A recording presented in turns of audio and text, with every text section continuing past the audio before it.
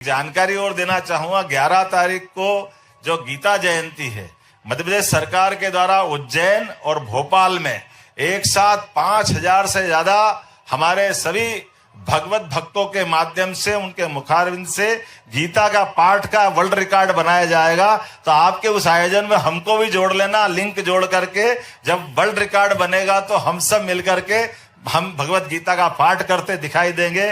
पुनः आप सबका वंदन, अभिनंदन, आपको प्रणाम करता हूँ।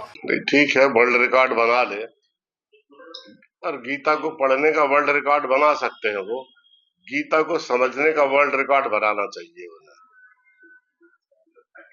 हमारे बच्चे आत्मवान हो, सत्य में स्थित हो, राग और द्वेष से मुक्त हो, भेदभाव से मुक्त हो, सत्य में स्थित होकर आत्मवान बने।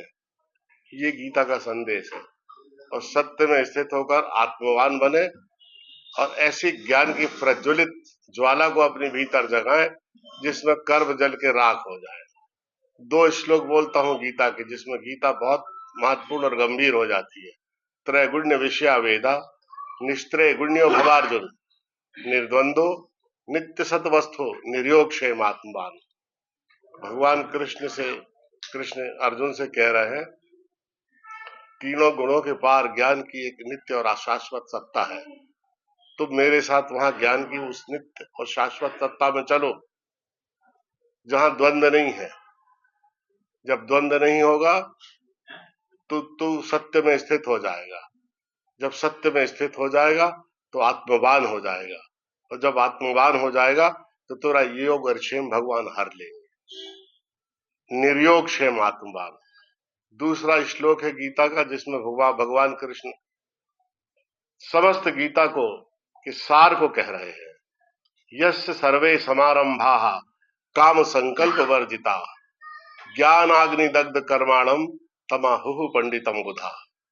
कृष्ण अर्जुन से कह रहे हैं कि जीवन के अंत में, ज्ञान की, वैराग्य की चरम अवस्था में सारे कर्म व्यक्ति के ज्ञान की अग्नि में जल के राख हो जाते हैं। इसलिए अंतिम समय में ज्ञानी आत्मा में स्थित होकर केवल नित्य कर्म भर करता है, कर्म से भी मुक्त हो जाता है। गीता किस तरफ के ज्ञान की तरफ मनुष्य को ले जाती है?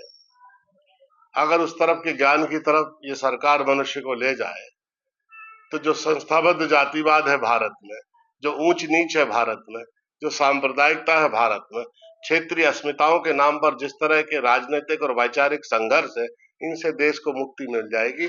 आप उस तरफ ले जाइए देश को।